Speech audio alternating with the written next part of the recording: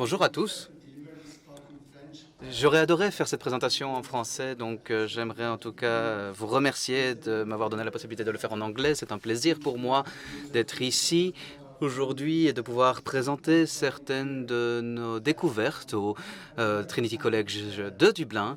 J'aimerais remercier Polio France, Monsieur Robert Corridier et également tous les organisateurs, en particulier de l'invitation qui m'a été accordée. Alors, j'aimerais vous parler des dysfonctionnements de réseaux neuronaux dans la polio. Et je vais vous parler d'une étude qu'on a effectuée sur la cohérence cortico-musculaire. Alors, je vais vous présenter mon équipe tout d'abord. Les défis que nous connaissons dans la recherche, dans ce type de maladie, dans leur traitement et dans leur gestion. Puis, je vais me concentrer sur une étude en particulier, une étude qui pourrait être d'intérêt pour vous, et des discussions et conclusions des résultats de cette étude. Donc, notre équipe se trouve au collège Trinity à Dublin, donc on est dans le plein centre-ville. C'est très loin de où nous nous trouvons aujourd'hui.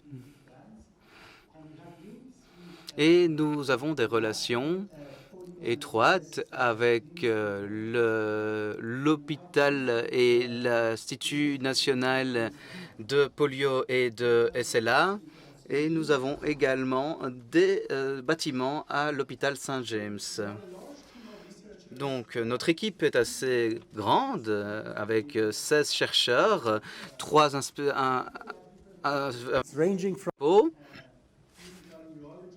Nous nous concentrons sur les neurosciences, la médecine, l'ingénierie neuronale. Nous avons des biologistes, des physiciens, et très diverses d'ailleurs cette équipe. Nous avons 11 nationalités différentes. Donc, je suis responsable d'une plus petite équipe qui se concentre sur l'analyse des signaux. Donc, on analyse les signaux qui viennent du cerveau et qui sont envoyés aux muscles. D'ailleurs, les personnes qui ont travaillé à cette étude sont nombreux. On a le docteur Amina Kofi, professeur Olugman et tous nos autres collaborateurs d'ailleurs et assistants. Alors, ce qui concerne les défis maintenant de cette recherche, vous le savez certainement, il y a certaines difficultés quand on gère des maladies neurologiques. On se rappelle tous de cette situation où nous-mêmes ou un membre de notre famille découvre une nouvelle douleur, un tremblement, une faiblesse musculaire dans une quelconque partie de notre corps. Et là, on se pose des questions. Existe-t-il un traitement pour cette maladie?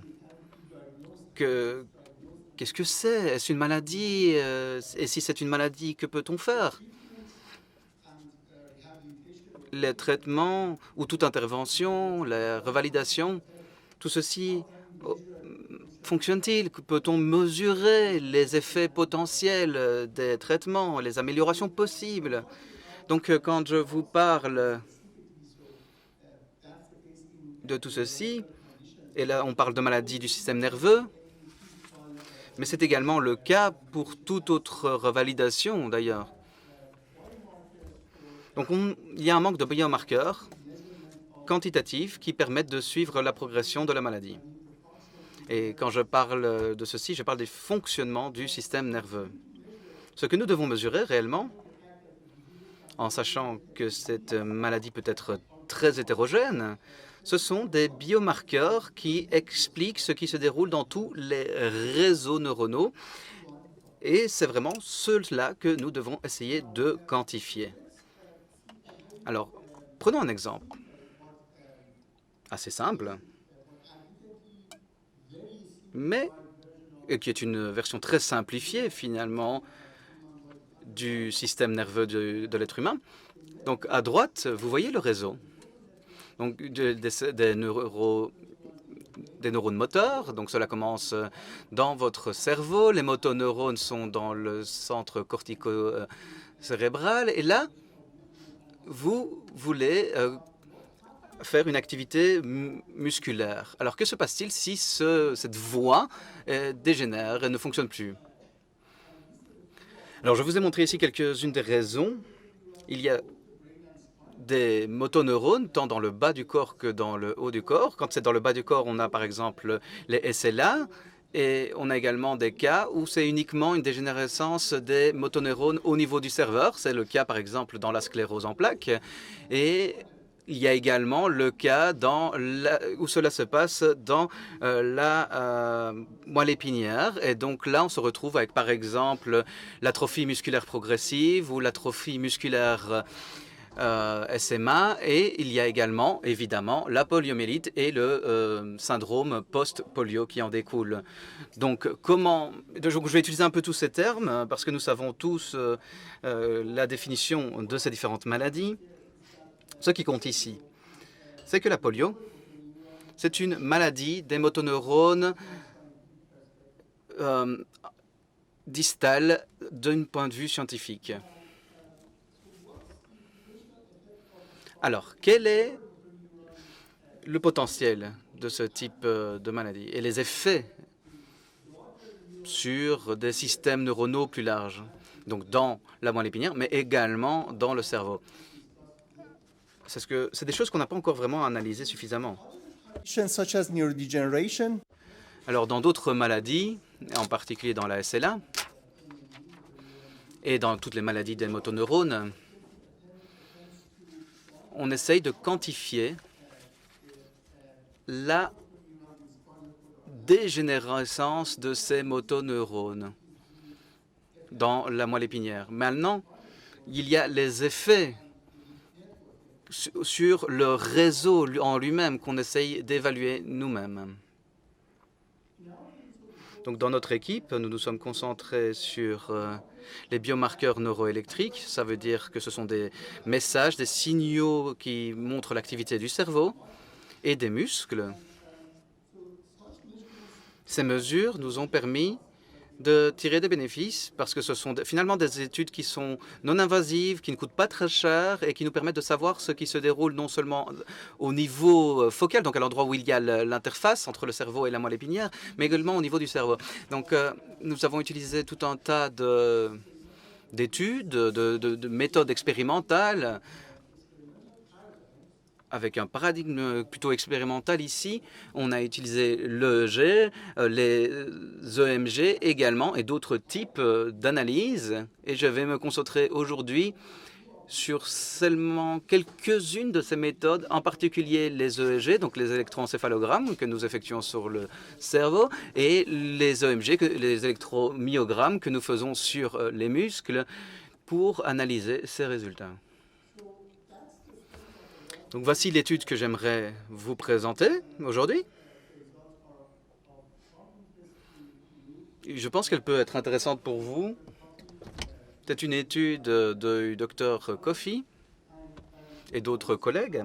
Et donc notre but est de savoir quelles sont les répercussions de la polio sur le système nerveux supérieur. Ce n'est peut-être pas très simple à expliquer parce que les dégâts sont au niveau de la moelle épinière. Alors, je vais vous expliquer assez brièvement les méthodes utilisées pour cette étude.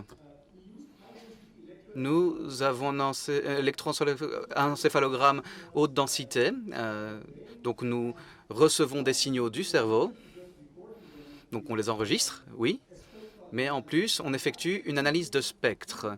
Cela veut dire qu'on décompose les signaux et on analyse les fluctuations, les ondes, les neuro-oscillations dans les différentes fréquences. Donc, par exemple, il y a des oscillations assez lentes, plus rapides, plus longues, pour vraiment comprendre ce qu'il se passe au niveau du cerveau. Et nous faisons la même chose pour les muscles. Donc, on évalue l'activité neuronale qui se manifeste par des contractions du muscle. Et là, nous pouvons voir comment ces oscillations neuronales sont reflétées au niveau du muscle. Pour savoir quelles régions du cerveau sont activées et à quel point elles contribuent au contrôle d'un certain mouvement ou d'une tâche motrice, eh bien, on voit qu'il y a une synchronisation entre les oscillations au niveau du cerveau et celles au niveau des muscles. Et ça, c'est un phénomène qu'on appelle la cohérence cortico-musculaire. Donc, c'est une synchronisation entre votre activité au niveau du cerveau et au niveau des muscles. Donc, on a étudié cette synchronisation avec un groupe de personnes atteintes de la polio et un groupe de personnes qui n'étaient pas atteintes de la polio. Donc, 24 personnes atteintes de la polio et 11 sans la polio. Et également avec des groupes par âge. Quand les participants de notre étude ont essayé de pincer avec leurs doigts, donc on a mesuré ce qu'il se passait au niveau du cerveau avec l'EMG donc, et le EEG. Et normalement, quand des personnes ne sont pas atteintes de la polio ou d'autres maladies des motoneurones, eh bien la région juste au-dessus de la région responsable de ce muscle a une certaine synchronisation de plus ou moins à 20 Hz pour ces fréquences. Donc vous voyez le bleu ici, nous voyons la fréquence, et plus la valeur est élevée, plus il y a de synchronisation entre le muscle et le cortex cérébral. Donc voilà ce qu'on espérait voir. Mais que se passe-t-il quand il y a des personnes qui ont été atteintes par la polio? Eh bien, c'est que allons-nous voir la même chose ou quelque chose d'étonnant? Voilà, c'est ce que nous aimerions comprendre. Quels autres phénomènes pouvons-nous observer? Alors, qu'avons-nous pu découvrir? De manière assez intéressante, nous n'avons pas pu observer le même modèle à 20 Hz, comme je vous le disais, mais on a vu une communication entre le cortex cérébral et le muscle à une fréquence bien plus élevée, donc des oscillations plus rapides. Donc plutôt que 20 Hz, on était plus ou moins à 40 Hz. Donc non seulement c'est quelque chose qu'on a pu observer, mais en plus dans des régions qui ne sont pas liées avec le contrôle de ce muscle-là de manière primaire. Donc ce n'est pas vraiment dans le même cortex moteur, mais plutôt dans la partie frontale et dans la région corticale du cerveau. Donc ce sont des communications anormales finalement entre le cerveau et les muscles que nous avons pu observer. C'était quelque chose que nous avons pu observer d'ailleurs de manière assez régulière. C'était finalement des moyens de communication inhabituels.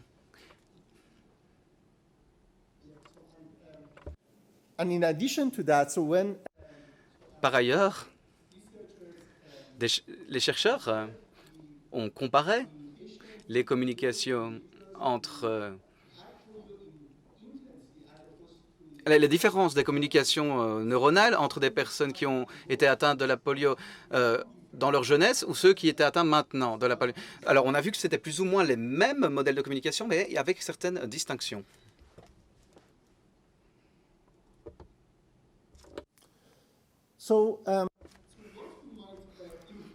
Donc, que pouvons-nous retirer de ces résultats?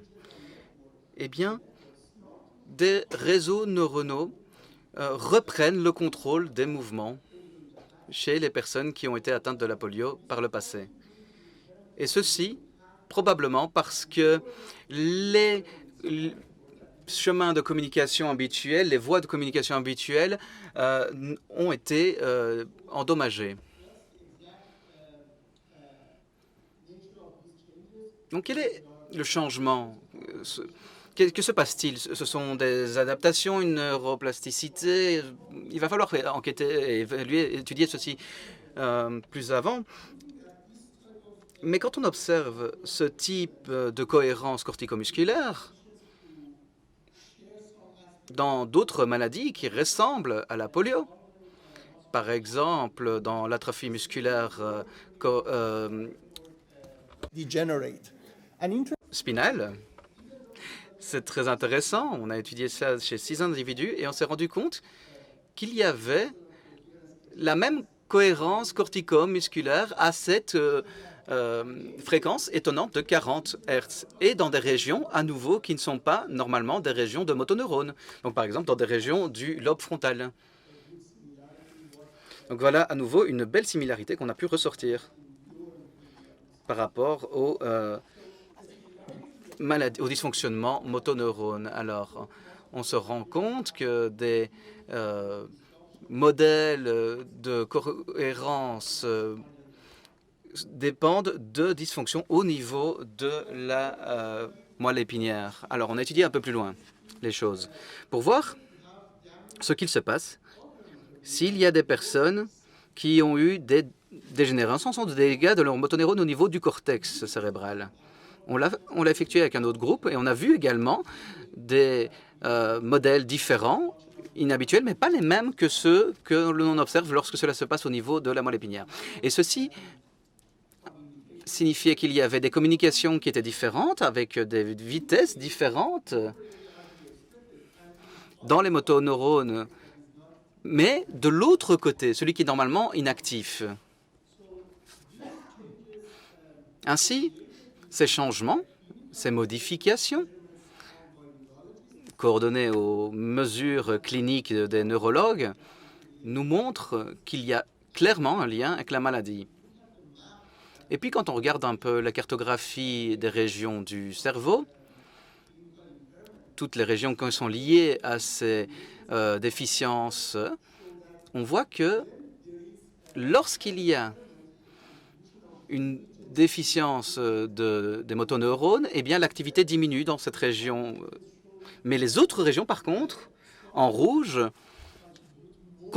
commencent à prendre le pas et à contribuer plus au mouvement.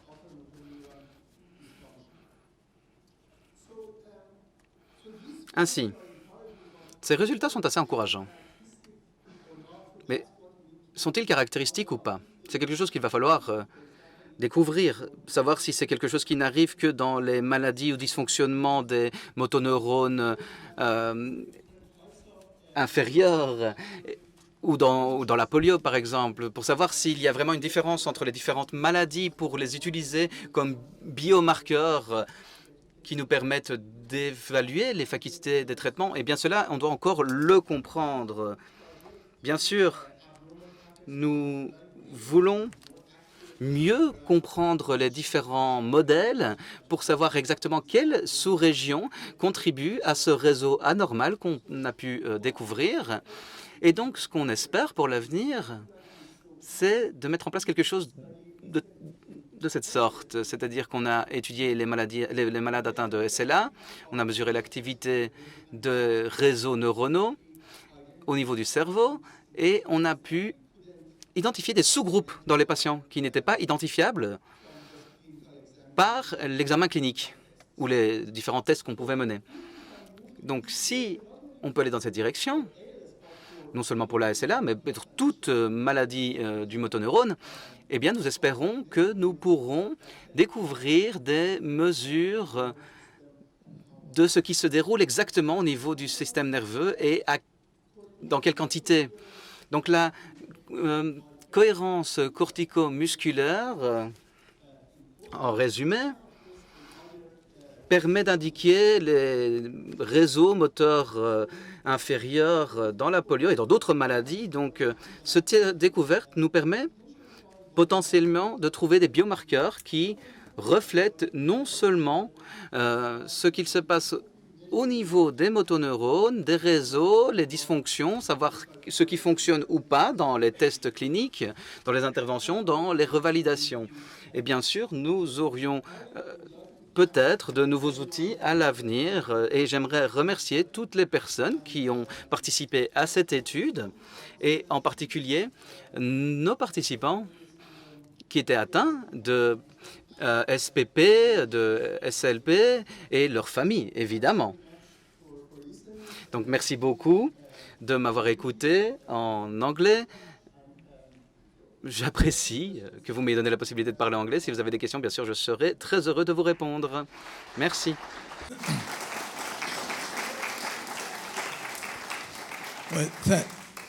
Thank you very much. Merci beaucoup pour cette présentation très intéressante. In French, in Spanish. En français, en espagnol. Voilà. S'il vous plaît, est-ce que il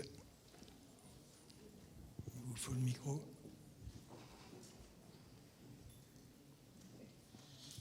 Sorry, thank you. I thought that was really... Merci, je trouvais cette présentation très intéressante.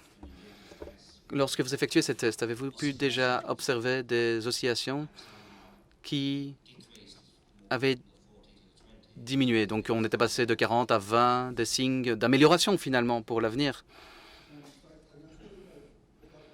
Je ne sais pas si j'ai bien compris la question. Donc, vous parlez des changements de fréquence ou d'intensité? Désolé, j'ai pas entendu. Donc, je n'ai pas vraiment compris votre question. Est-ce que vous parlez des changements de fréquence ou dans l'intensité des oscillations? Non, avez-vous vu des cas où vous avez obtenu des améliorations? Non, ce n'est pas quelque chose que nous avons déjà effectué. Ce que nous espérons voir, c'est si des interventions, des opérations, des traitements, des thérapies peuvent modifier ces mesures. Nous espérons que ce sera le cas à l'avenir, en tout cas. Et si nous pouvons voir ce qu'il se passe au niveau du réseau neuronal, alors ce sera très prometteur pour le traitement. Mais pour le moment, ce ne sont que simplement des résultats intéressants à suivre. J'ai parlé du pont digital qui permet par la pensée de faire stimuler le muscle et de permettre la marche chez certains paraplégiques. Et depuis 2 jours, on en a parlé à la télé et depuis 2 jours, on en parle.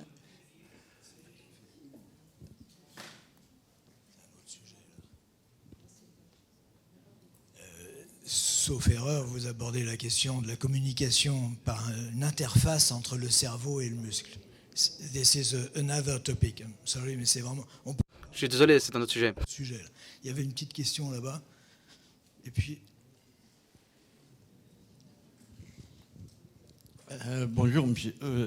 Je voudrais savoir si vous avez avancé dans la recherche concernant les maladies comme l'épilepsie, pour le traitement de l'épilepsie.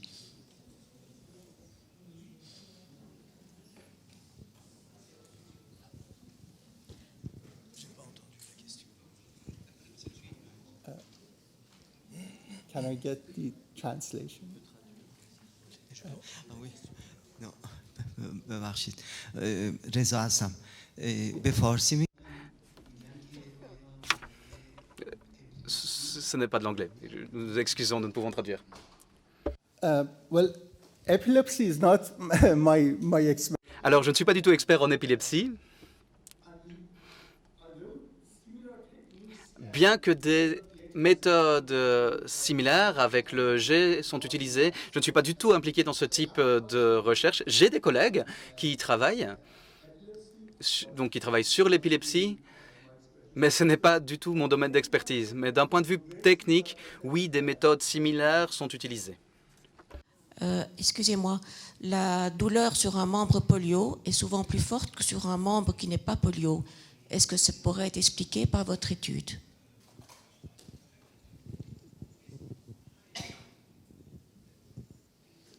Can you explain pain in polio? Pourriez-vous expliquer la douleur dans la polio, la différence entre les membres dans le cas de la polio, dans les membres paralysés et les membres non paralysés?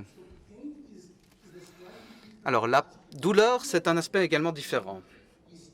Ici, nous étudions la neurophysiologie, donc c'est-à-dire les activités du neurosystème avec la génération mécanique de force, savoir si oui ou non il y a une création de force, que ce soit avec douleur ou pas. Certains des participants ressentaient des douleurs, d'autres n'en ressentaient pas. Donc ça ne faisait pas partie de notre étude, il n'y a aucune conclusion sur la douleur. Ce que je peux dire, c'est que je travaille avec un collègue sur des patients atteints de polio. Et mon collègue a mesuré les effets de la polio sur les unités moteurs de chaque muscle. Et là, on s'est rendu compte qu'il y a une tendance, mais ce n'est pas une différence significative. Les personnes qui ressentaient des douleurs ou pas avaient des résultats différents. Donc, je pourrais dire que potentiellement, la douleur est liée, aurait une certaine relation avec les unités moteurs de nos muscles. Mais Je ne sais pas si nos résultats peuvent le refléter, vraiment. On n'en sait rien. Merci beaucoup, Baman. Nous allons devoir continuer et passer à la suite. Merci beaucoup de cette présentation. C'était très intéressant.